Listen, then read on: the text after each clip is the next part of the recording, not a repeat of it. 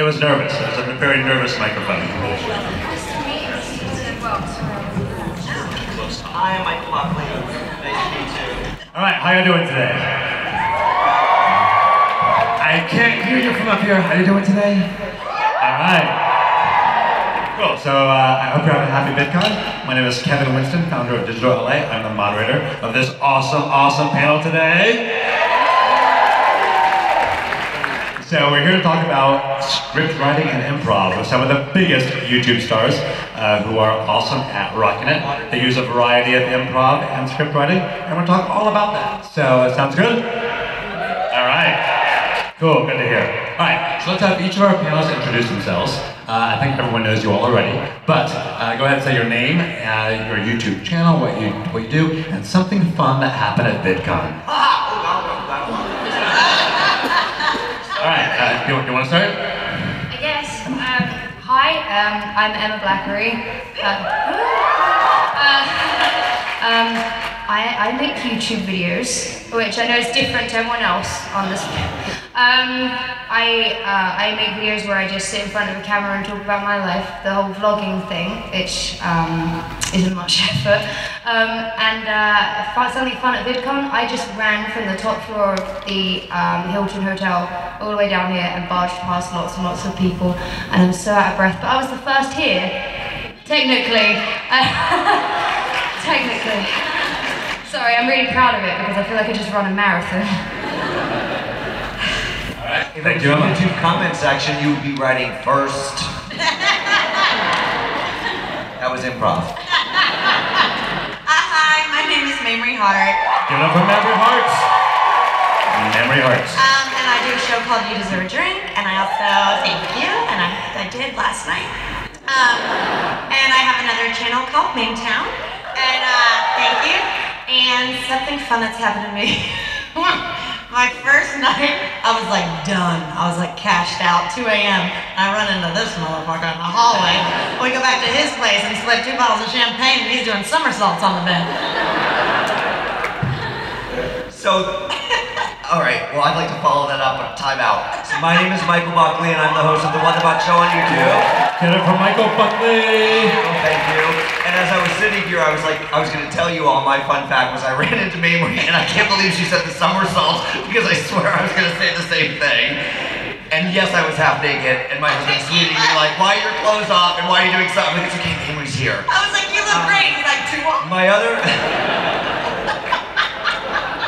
other fun fact is, and you might have seen it on Tumblr, before I saw Mamrie at our low-key party downstairs, there was like a church basement. Hank Green and I were dancing like dead on to a song called Shake, Shake, Shake, Senora, which you're probably all too young to know. But it looked like we were, and I had a choreographed dance in high school in 1992, and I literally was doing it. People are like, oh my God, you're so good. I'm like, no, you don't know. Like, I've had to dance to this song since 1992. Fun fact about me, I'm done talking, I apologize. All right, thank you. I'm Henry. I make minute physics. I'm also been a nerd.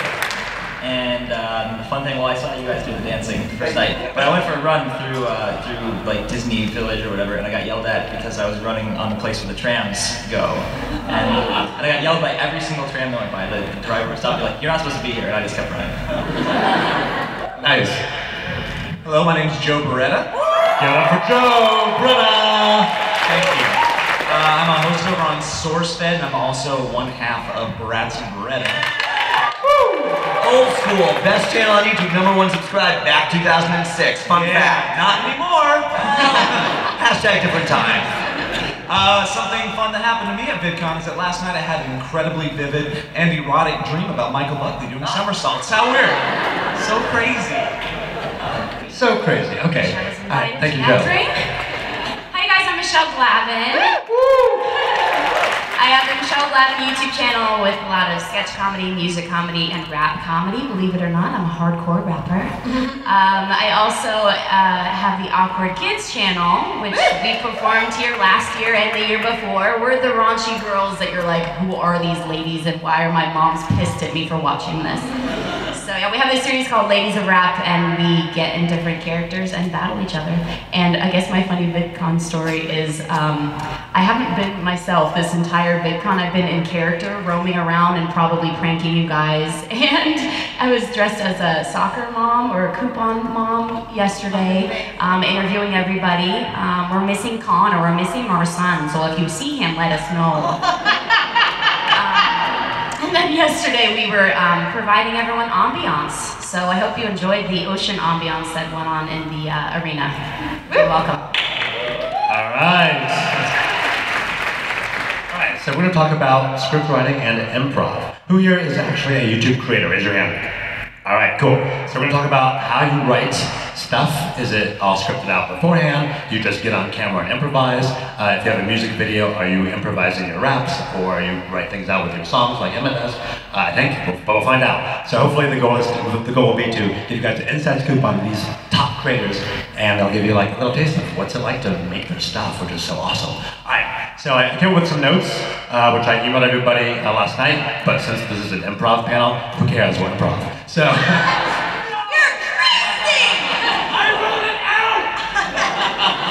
I did wonder why you were holding napkins. Back to the napkin fast.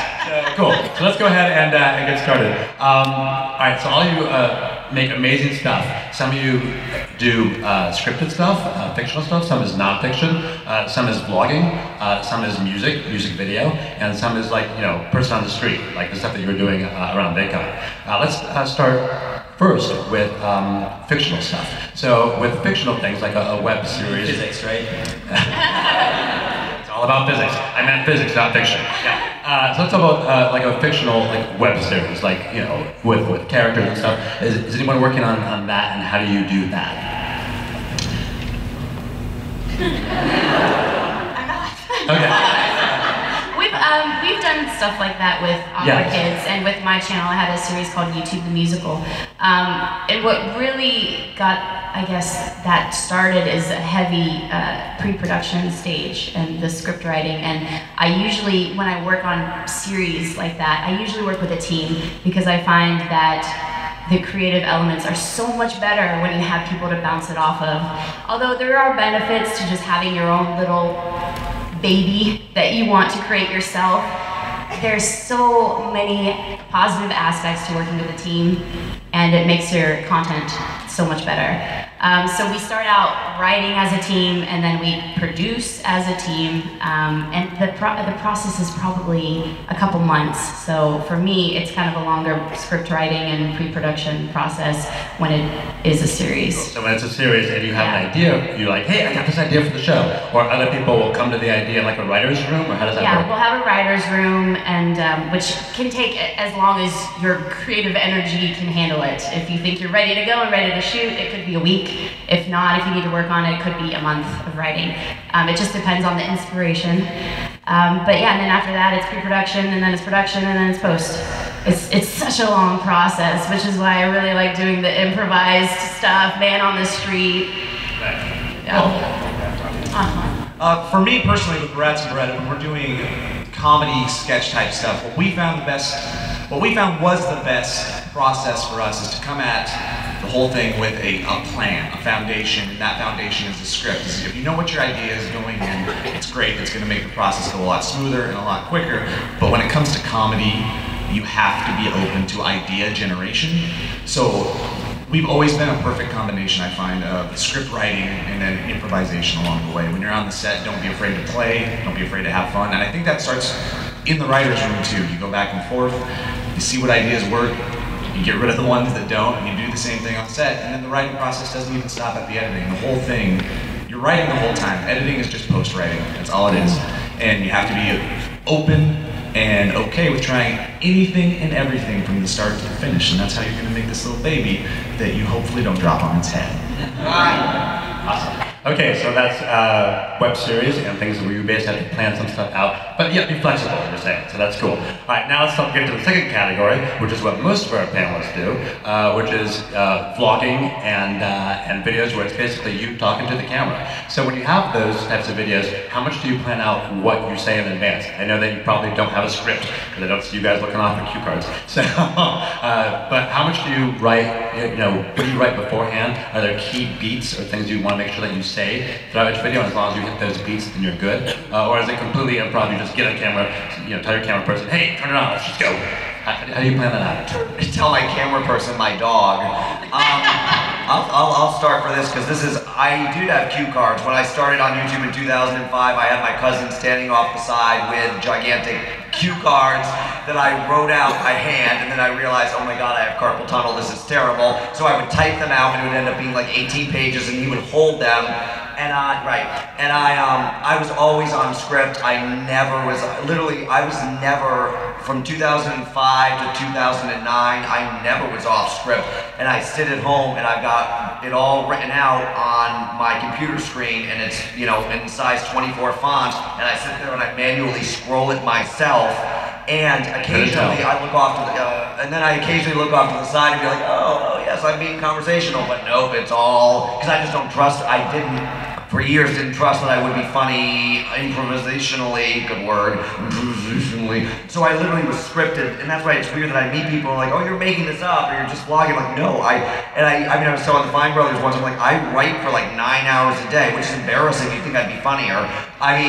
Honestly though, but it's so funny that I would tweak jokes for hours because I do pop culture. I'm talking about the same thing a lot of times. I can't make the same Miley Cyrus joke. I have to come on. So it's weird but that's weird how it's changed because I do pop culture and I have to be on top of things. I've had to really modify it that I can't write as much anymore. I don't have time YouTube won't wait. When I started on YouTube, I would do an American Idol recap on Sunday because American Idol happened like 3 days later. Now it's like you have to do it now.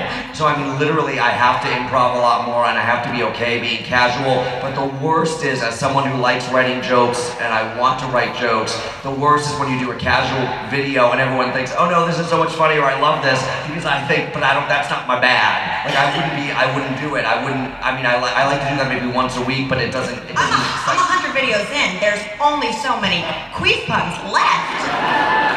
The well is dry.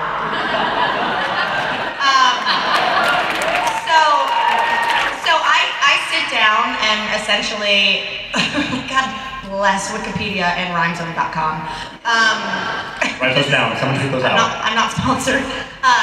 But so if let's say I'm gonna make a drink about Gwyneth Paltrow, I straight up IMDb, write down as many movies as I can. Personal life, I first sit down and think of everything that I know about the subject without having to look it up, so that it's like commonplace knowledge, not like her first indie film.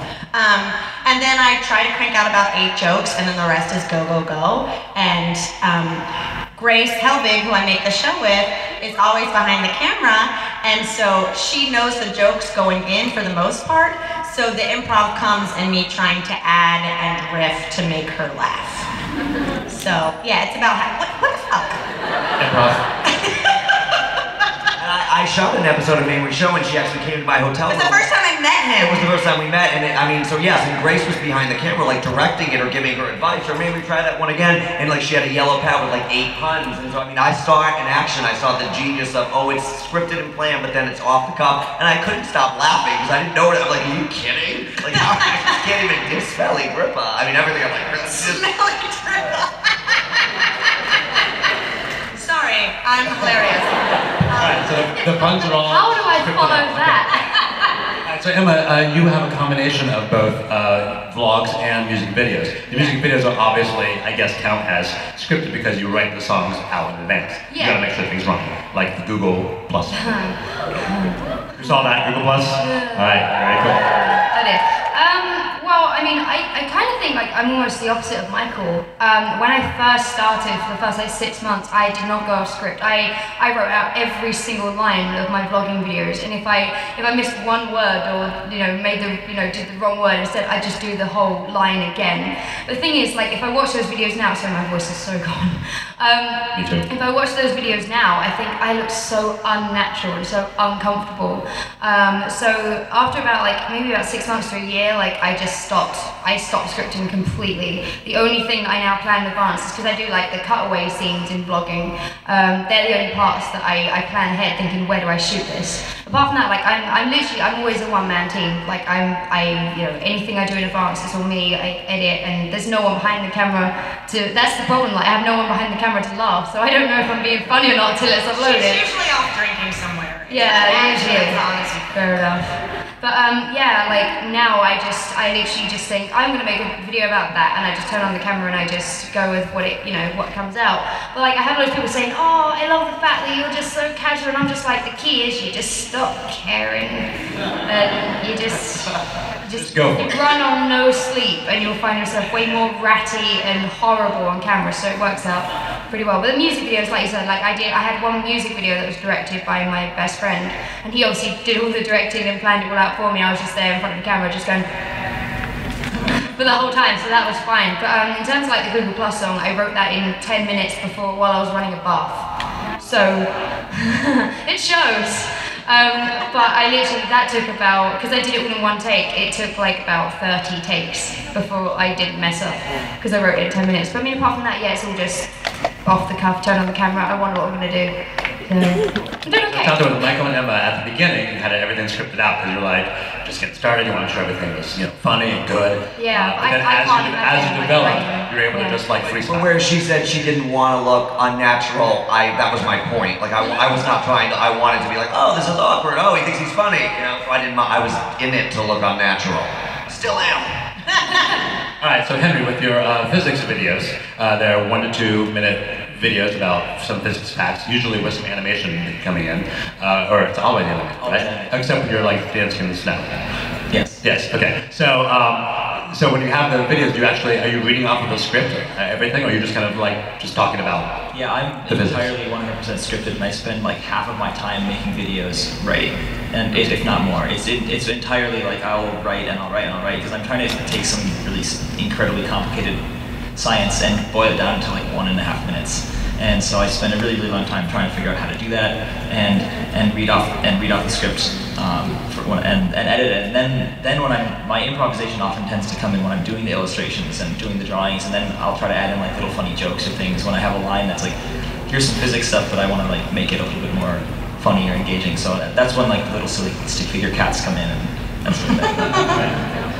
And then Joe, for some of the stuff that you are doing, so you have your various projects, some of them do use improv. So. Yeah, over at SourceFed, we do 5 videos a day on one channel, and they're all based off of the news and stuff. So when it comes to script writing versus improvising, in that sense, I find it's where do you want to spend most of your time to make everybody else's life easier in the process? So the more time you're going to put into your writing, the easier your shoot's going to go, because you're going to know where your beats are, and then when it gets to the editing process, you know what your story is. You don't have to sift through footage of like, what was I doing, what did I say? Do you find the editing is a little bit harder for you now?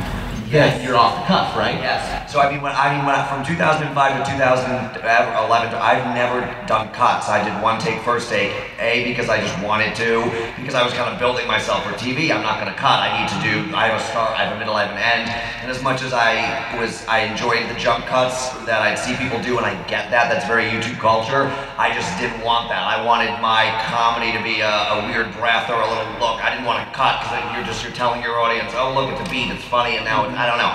So I never wanted to do cuts. So it's funny that you asked that now, because yes, I'll film an unscripted video and I'll like 18 minutes or 9 minutes of whatever, and I'm trying to splice it up. I'm like, oh. When you're sitting at the editing. Right, and that's when I'd rather spend the time, like you said, I'd rather spend the time writing than trying to piece this together to make it funny, because I didn't plan ahead. So that's what you're saying. Exactly. So the more time you put at the more effort that you put at the front of your production, I will say the smoother it can go at the end. But at SourceFed in general, that's where we go in with this set plan, and then we get those words out. out, we get those takes out, and then you just allow yourself 5-10 minutes to have fun. Because that's where you're probably going to find the magic, and that's where you're going to have these beats that people end up falling in love with that you never planned for. But your editors also love you because they've got their foundation. And then when I say editors at SourceFed, that's because we have editors. Other people are editing their own stuff, but you're going to do that for yourself too.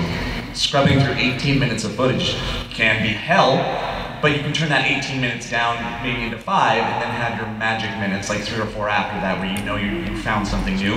You gotta be open to that world. You gotta be open to play, especially when you're on a team like yourself.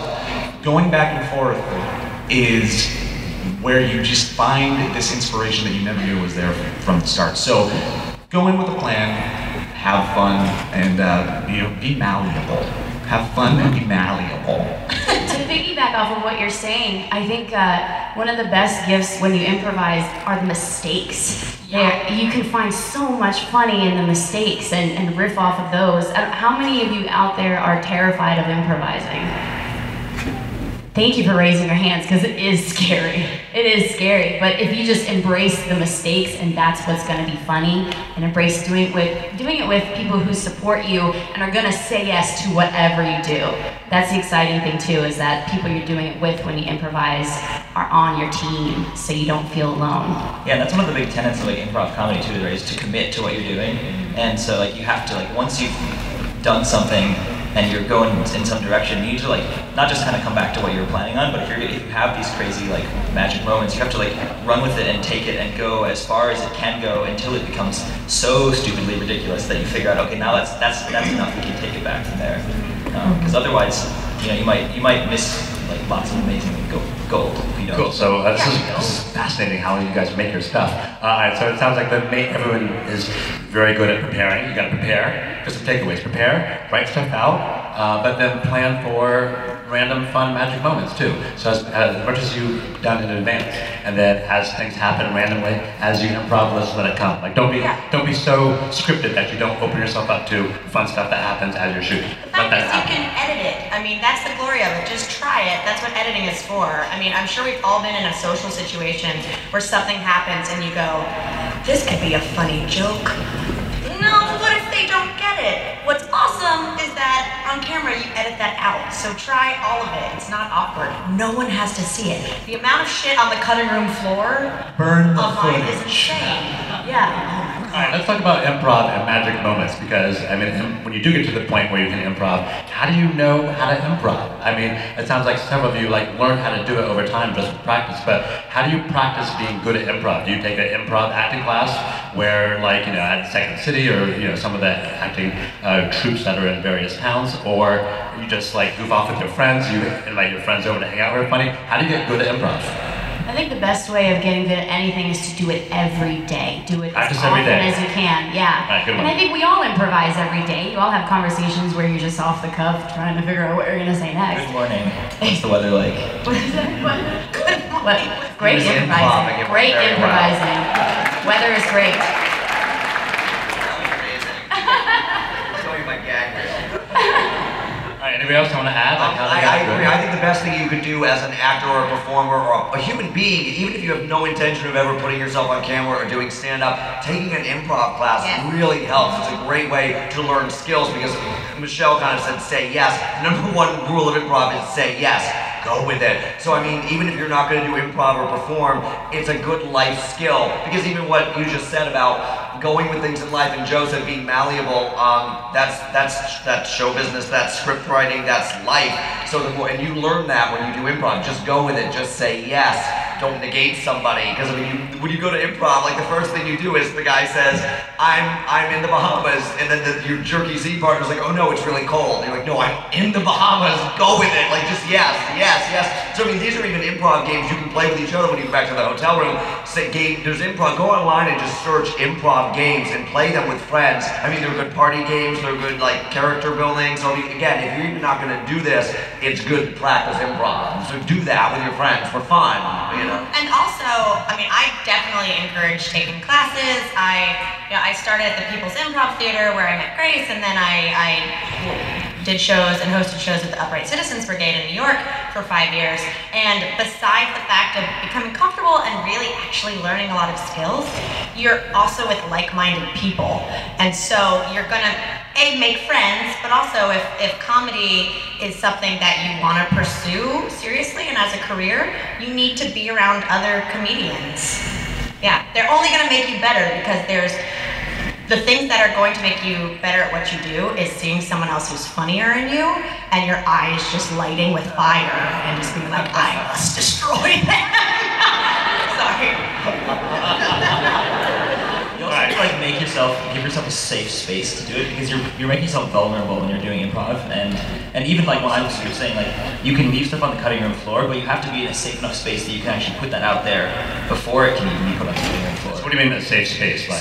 So maybe if you have people around you, it's somebody that you're comfortable with, that you have to be able to get yourself able to actually to say that that joke that you thought you should say to your friends, but maybe you're like, oh, I shouldn't say it. And for me, it's weird because when I was writing, it's almost like I have this thing where like once some words are on a page, it's like sacred. And so I had this problem where I wouldn't want to type stuff that if I didn't think was gonna work. It's like, oh, once it's there, it's like that's this thing that's like on the page now.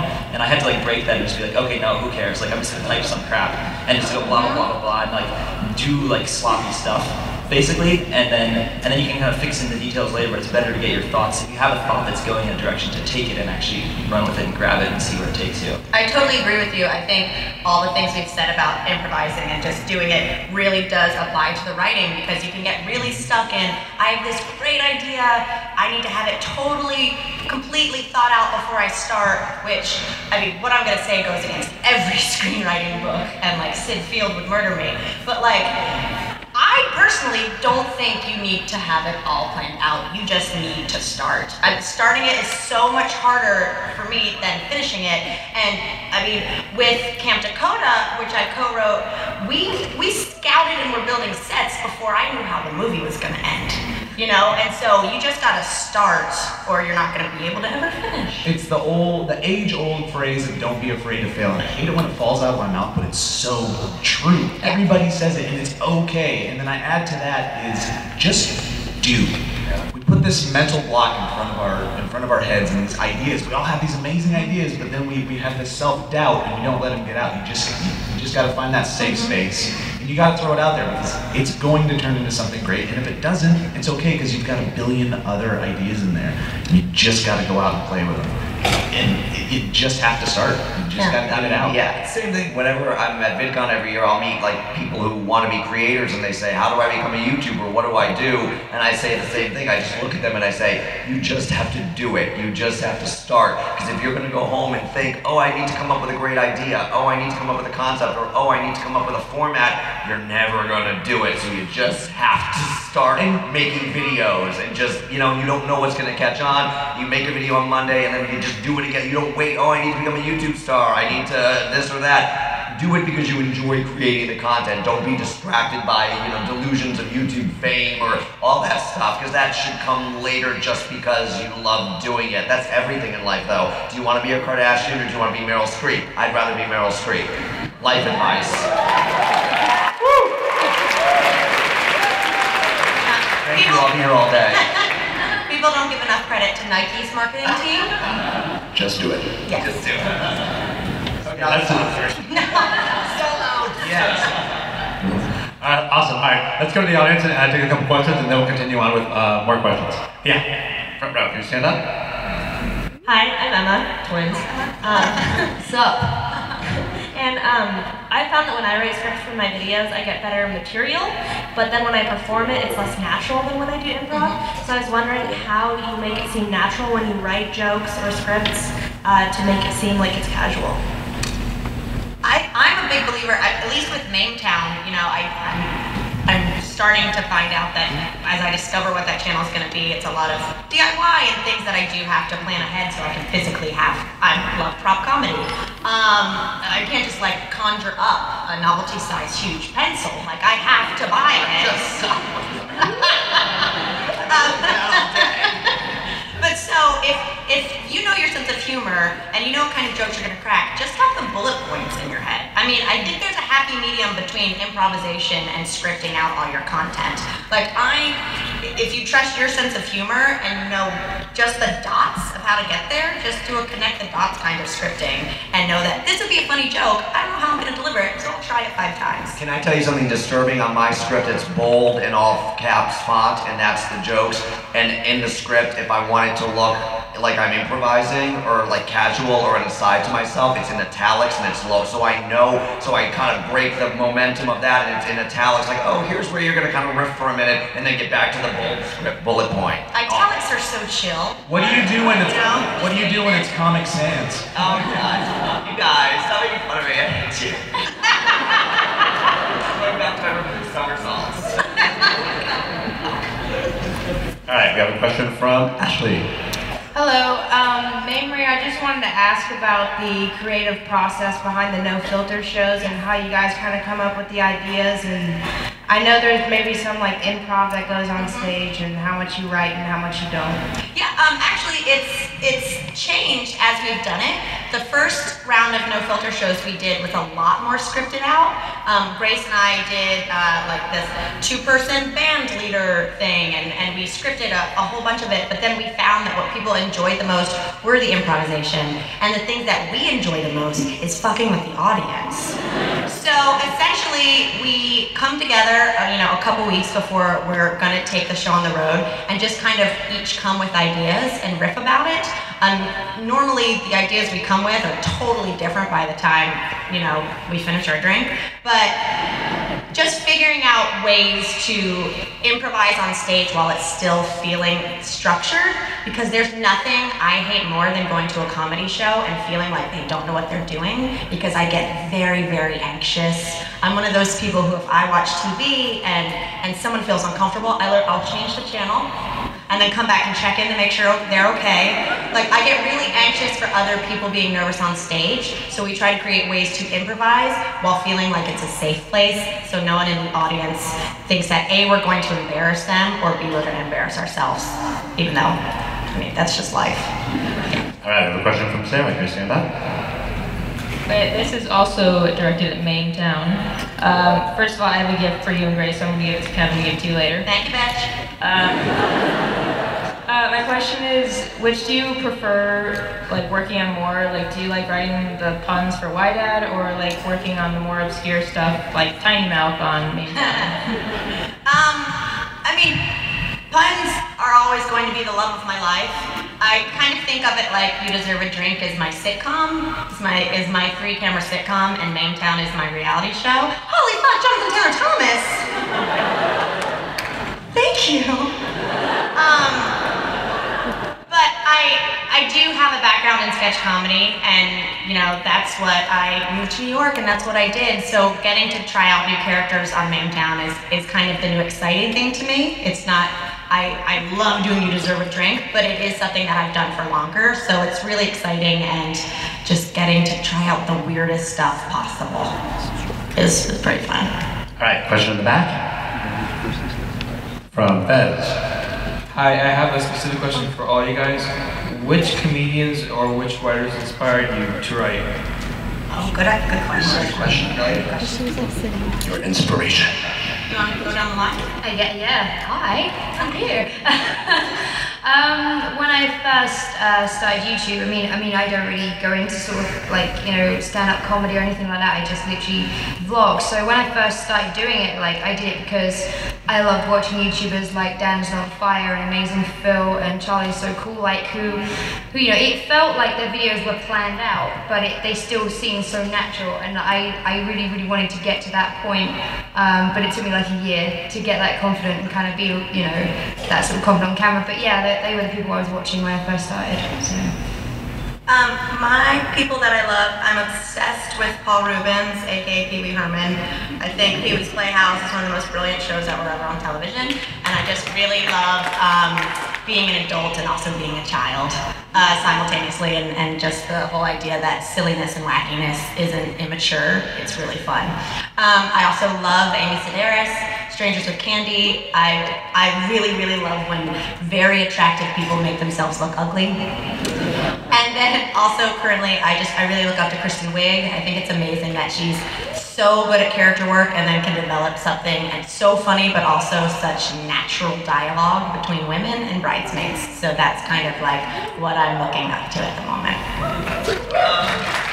When I was growing up, the person who I looked up to and I wanted to be was an actor named John Ritter. So like when I was acting in new stuff, like he was, like that was it, like the physical, the comedy, the weirdness, and the whatever. So I mean, John Ritter I was obsessed with. And then when I started doing what I was doing, it was kind of based on like The Soup and Joel McHale and the guy who did it before, Greg Kinnear, like just kind of sarcastic humor. So they were kind of who I was basing my persona on. Like currently though, the things I'm obsessed with and that are like keeping me wanting to be funny and creative really are Grace and Mamrie, because I went to do, and she, like what she said is when you see people who are funnier than you, your just eyes light up and you're like, oh my God, I want to be a small part of this world. I was their guest at the No Filter show and I just... This might get your job in Boston. Oh, we got that show. And just to watch them, and like she was saying, they've got their thing, but they're writing, and they are drinking and planning and going. I mean, it was just so mesmerizing. And that's the thing, it's like, it's almost like you don't want to get lazy. You don't want to be like, oh, I'm doing the same thing. So you meet new people all the time who just you think are so funny. You just want to, I'm not going to copy them, but just I want the brand of humor tweaks in your brain, like, oh, I'm going to take a little from that. And right now I'm also obsessed with Lisa Kudrow, and I'm obsessed with Julia Louis-Dreyfus on Veep, because I'm like, if I could just steal a little of that character and put it into something I'm doing, so you just are always stealing from other people, you know? Yeah, so I really was inspired by Jad Abrupt approach from Radiolab. It's a radio show about science, really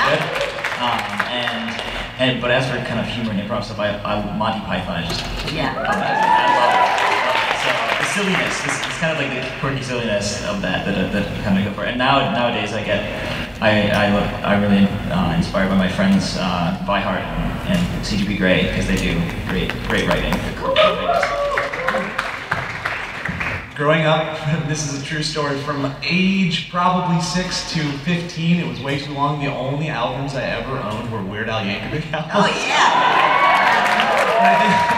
I think he opened the door into the world of comedy and music comedy and stuff like that for me, but what brought me into the world and made me take my first step into trying something was, whose line is it anyways? Colin Mockery and Ryan Stiles are like gods to me. And then I kind of really looked up to Monty Python, Trey Parker, Matt Stone, the South Park guys. Saturday Night Live has always been a part of my life, and what I think it is that I love super intelligent people that aren't afraid to look stupid and do it so well and make a point while doing it. So those are mine. I remember growing up, I loved Goldie Hawn. I remember a specific moment in Overboard where she goes, I ate a bug! And I was obsessed with her because it was so natural and hilarious. So that was growing up one of my idols, and currently Tina Fey, Amy Poehler, Lena Dunham. I love people who have their own unique voices. Recently, I've been obsessed with Trailer Park Boys. Mike Glattenberg is the writer. I love people who are different with their humor, and with what I watch, I love them all. So I just love people who are themselves with their comedy. All right, Michelle, that's a great segue to another question which I wanted to ask, which was on your voice. I'm over here now. So, Michelle, you mentioned voice. How do you develop... Very bad. The light was blinding me. Okay. How do you develop your voice? A couple of the people have mentioned this on the panel too.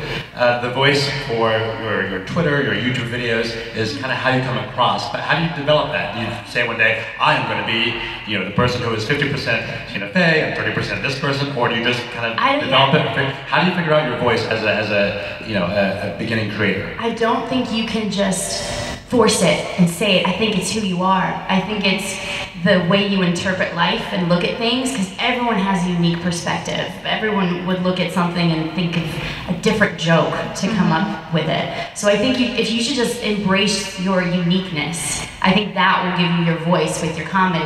And watch the people and study the people who you really think are funny and break it down. What is funny about this person? What are these jokes?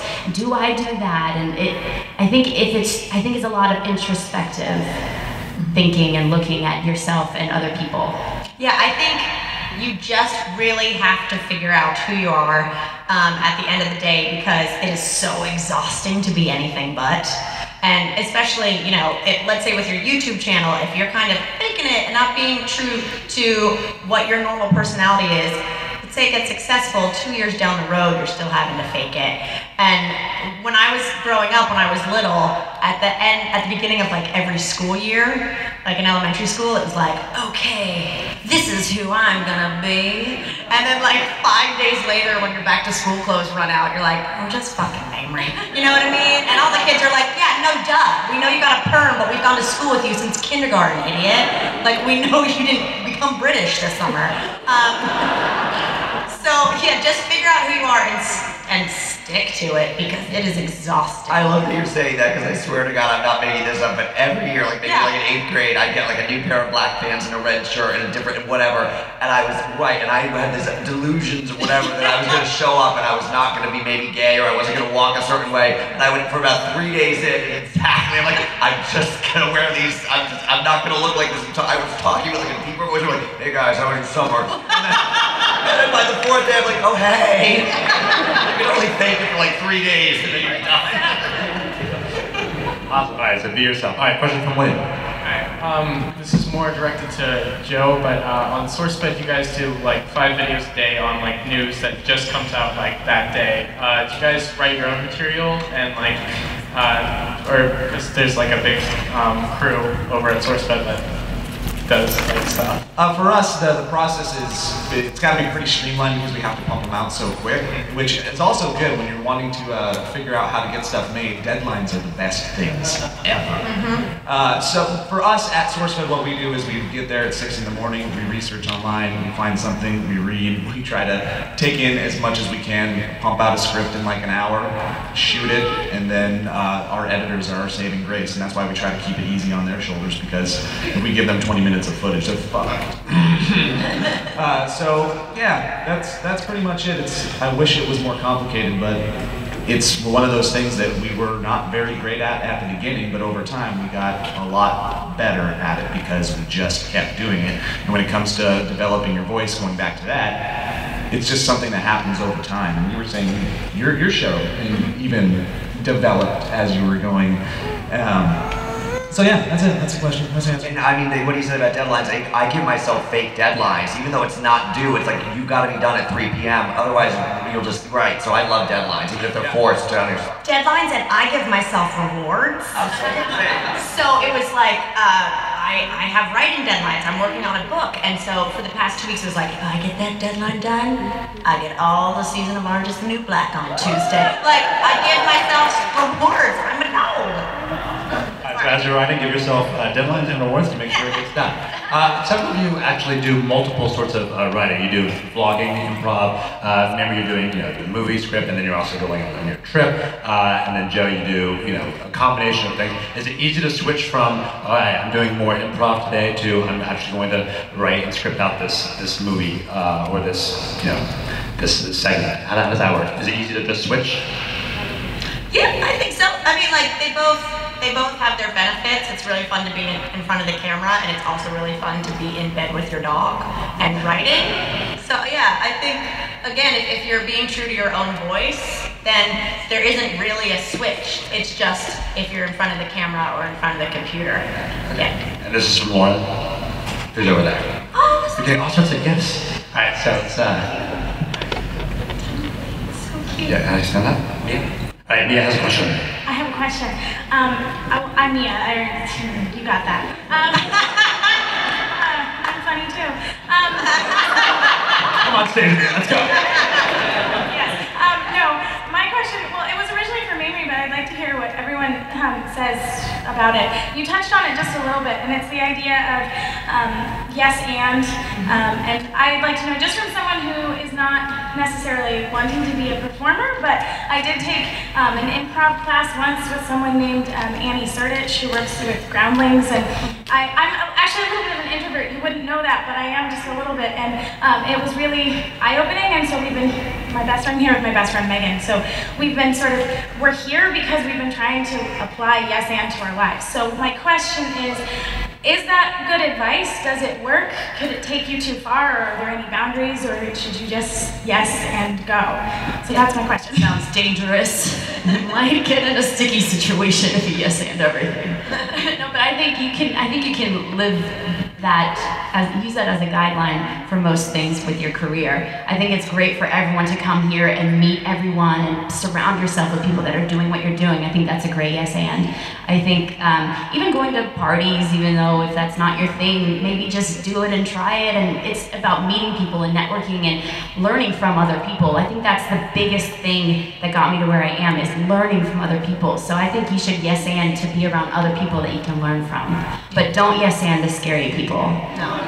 But I mean, if you say yes, you get more yeses. If you in life, if you say yes to every opportunity that comes up, say yes. Because if you say no, you're just going to get a lot more no's, and it's not fun to get no's. So just say yes. In the YouTube world, so many opportunities come up, and it's wonderful. I think back to times when I would get an email, I'm like, oh no, I'm busy, or no, I don't want to go to this, or no, and I'm like, I should have just said yes. So I just always think you should always just say yes. And also, a lot of people, like this, coming here and being an introvert, people say, well, it's out of my comfort zone.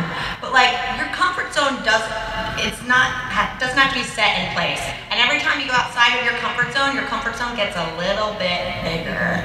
And as far as doing improv and just applying it to normal life, I think it's awesome that you do that, and you don't necessarily want to be a comedian. There was a hot minute in New York where one of my multiple jobs I was juggling was actually trying to get businesses to do improv workshops, to set that up. And it was really funny to see bankers to be like, but at the end of the day, they had fun, and it's both great to step outside your comfort zone, build your comfort zone a little bigger, and also just working as a team. Yeah, yes and is about idea development. You start with something small, and the hope is that you add to it and it gets bigger and you discover new things. So in the world of improv, that's how you enrich a scene. So if you take that and you apply that to your life, you're going to enrich your life. You're going to try new things. You're going to find out new things about yourself. So yes and everything, and eventually maybe you'll yes and kill a man. All right, question from Lizzie. Yeah, but then when they come for you, you say no. No. All right, Lizzie. Hi.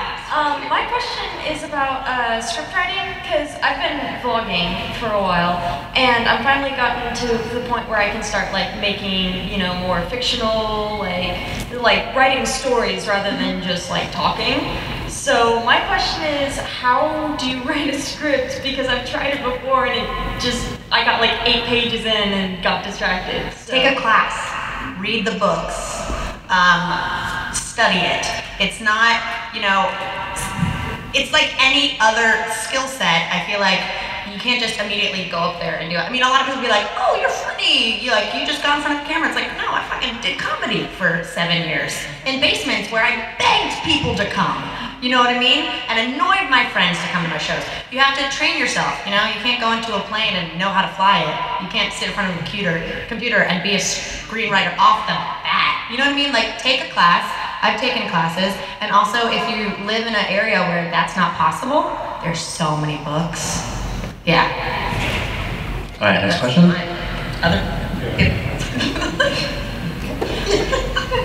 I was just going to add that I think it's important that we use both sides of our brains as well, because we all are super creative. I'm sure everyone in this room is here because they're creative and they make YouTube videos.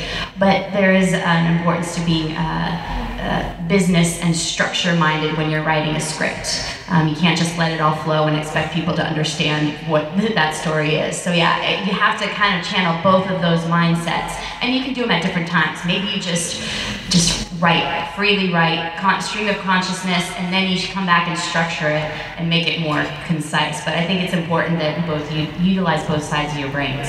All right, question from Ryan. Hello, hey! You'll notice I'm wearing the same shirt from yesterday. Hi, I'm Ryan. We make a show called Wish It Inc. Ryan, sit down! No, that's a great show. I've actually watched it. Yeah. So this is my boyfriend Nick. He's also my writer. Wonder how I got that job. Question is, we we have Rishi does a narrative show. It's a 12-minute, 12-part series. It takes him months to write and do pre-production. We raised the Kickstarter last year. It's a big, long process, and we've been told by our network that it's like almost too long. People are looking for the short stuff. And people watch Game of Thrones like crazy. People still watch long content. So my question is about not the procedure, but the format. And do you see people on YouTube being open to longer format style stuff? Because people say YouTube can be anything, but I keep hearing people say, oh, just like super short in 1 minute and this and that. And we love what we do, and I don't want to change it. But I don't see as many people doing the long format stuff. So I would say there's definitely opportunity for long format stuff. And you look at something like Video Game High School or the Red Letter Media Star Wars reviews. There's things that people watch that are really long. I mean, Vi Hart did a 30-minute video. She normally does 2-minute videos, and people watch it all the way through. And the main thing that is the feature of these longer form content is that there's actually that much kind of content and engaging stuff that's in it. So if you have like 30 minutes of stuff to say and 30 minutes of exciting like action and you keep people engaged, then you can make something that's 30 minutes long. But I would say the worst thing to do is to say, I want to make a 30-minute thing, but you actually only have 15 minutes of content and then it's like 15 minutes of boring. Or actually it's probably 30 minutes of boring because you stretched it out. So if you have 15 minutes, make it 15 minutes long. That's one of the great things about the web is that you don't have to fit into this like TV show has to be 20 minutes or 44, whatever it is. You can make it exactly as long as it needs to be interesting and to be engaging and to be awesome. All right, Louis has a question. It's hard to find brothers do 6 minutes if you want to watch the sitcom version, then here's 4 minutes, 5 minutes for the people who don't want to watch the whole thing. So I mean, you could do that too. You could splice it up, like here's my bid, and then let people have it in 4-minute increments too, or something. You could do that. Okay, Louis has a question. This is about vlogging. When you improvise, you want to talk about your personal life too. When you're talking about issues, what's the limit about the personal life that you get that you push yourself? Like, I don't want to talk about this, or people are not going to care about this. What's the limit of talking about your personal life? Like your exes, or whatever. I think some. Okay. Oh, I didn't mean to like have a point. No. I didn't mean to be here. I got lost on the way to the food. When it comes to like my personal life online, I mean, I try very, very consciously to not become like a caricature of myself. I try really hard to be as close to a person as someone on YouTube with a series can be. Which is why most people don't follow me on Twitter, because I'm just ranting about all sorts of shit all day. But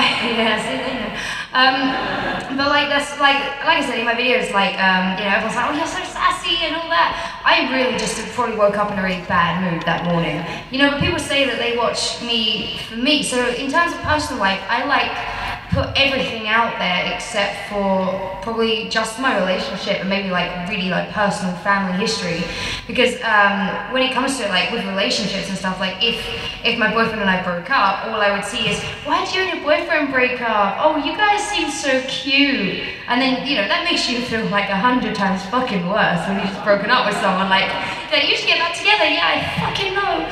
That sort of thing. So when it comes to something that's really personal that I think would upset me in the long run, that's the sort of stuff that I like keeping private. I think there are a lot of people, the downside to that is that I put so much out there online as my personal life. People are like, you share everything else, why don't you share this? And it's kind of a mixed bag. Like it has its good sides and its downsides. But I mean, apart from that, literally maybe like really personal family history and my current relationship, everything else is just online. I'm happy to talk about it. I'm comfortable in front of a camera and just saying like, I went through shit as a teenager, or I did this. I don't have a problem with that, because like I said, I don't see me as a character. Like what I am right now is kind of like I am on camera, and that's what I aim for from the beginning. So yeah. You're right. You have to keep a little tiny bit for me, Yeah, for myself personally, I do comedy, and I don't want people watching my stuff and wondering who I'm dating or, very personal things. I want them to watch it for the comedic value. I mean, I think what happens to a lot of celebrities is, you're watching a movie. So let's say you're watching Cameron Diaz. Who is she dating? Who fucking cares? But so if I'm watching The Other Woman and I'm like, oh, is she dating Benjamin? Like it breaks that fourth wall, and you're thinking about personal lives as opposed to the content. So acting is so amazing, you're not thinking that's Cameron Diaz anyway. So for me personally, I'm totally myself on camera, but I think the personal stuff I shy away from only because I don't want you thinking about that instead of thinking about that amazing fart joke I just said. All right, question from Malia back. Okay, so how do you break your writer's block and how do you turn off the voice in your head that's like, no one is gonna think this is funny? Yeah.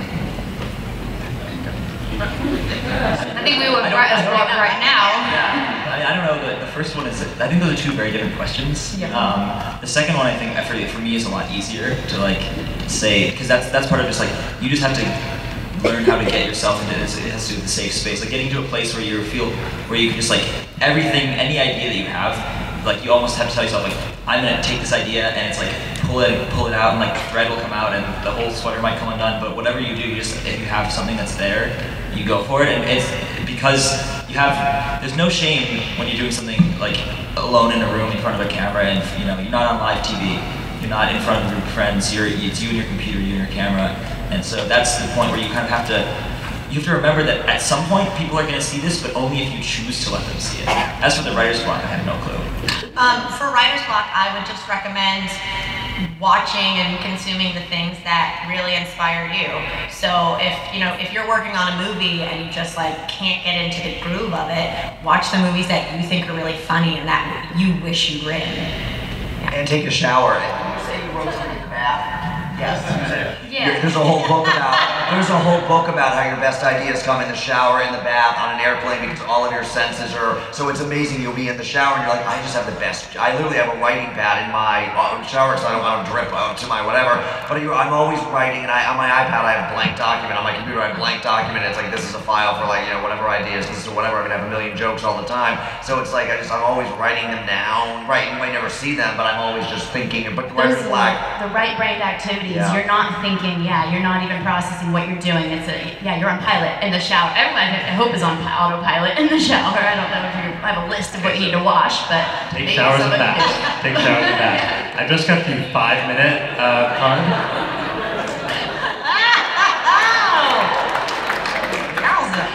I just got the 5-minute sign. So why don't we go to speed round, where if you could ask your question in less than 140 words, and if you could like answer it very shortly in about a tweet. All right, so speed round. Can you stand up? 140 words. All right, 140 characters? Okay. 140 words is it? 140 characters. All right. First of all, somebody needs to, give me the number for, insanity, because I just found the best exercise in the world, raising your hand. I saw you. We held it the whole time. Instant muscle. Anyways, right here. You're going to my blog, by the way. Thank you for dressing up. Thank you.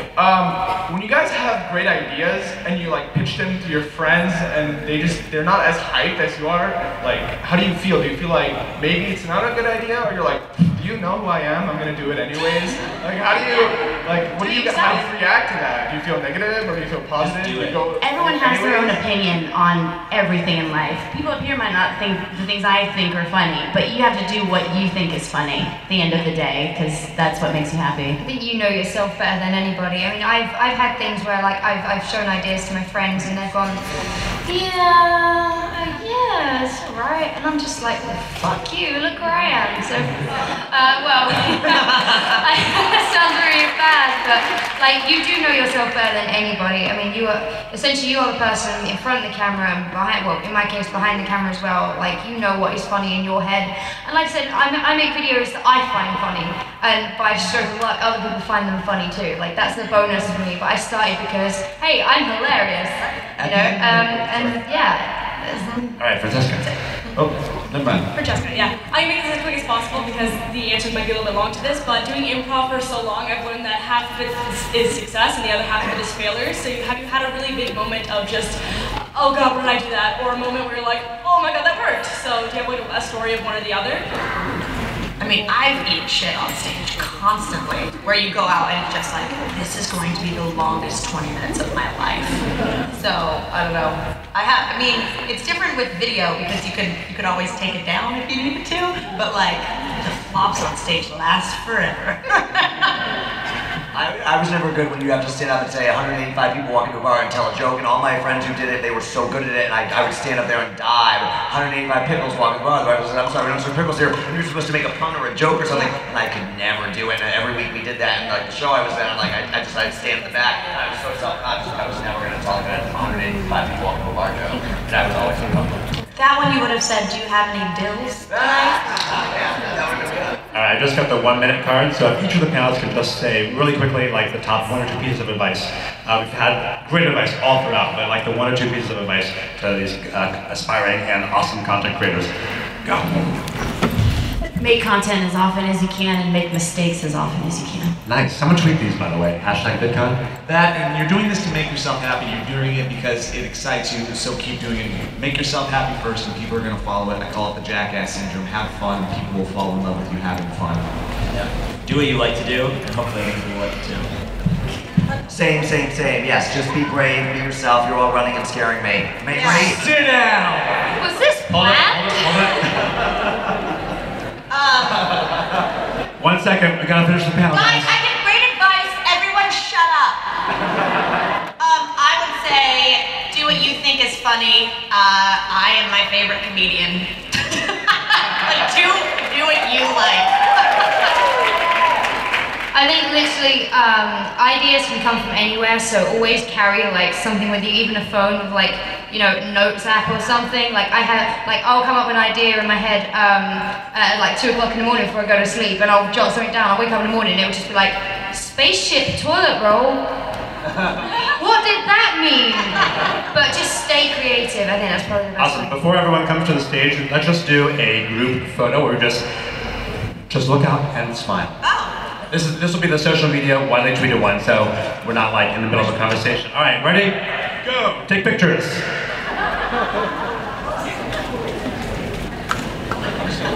I know.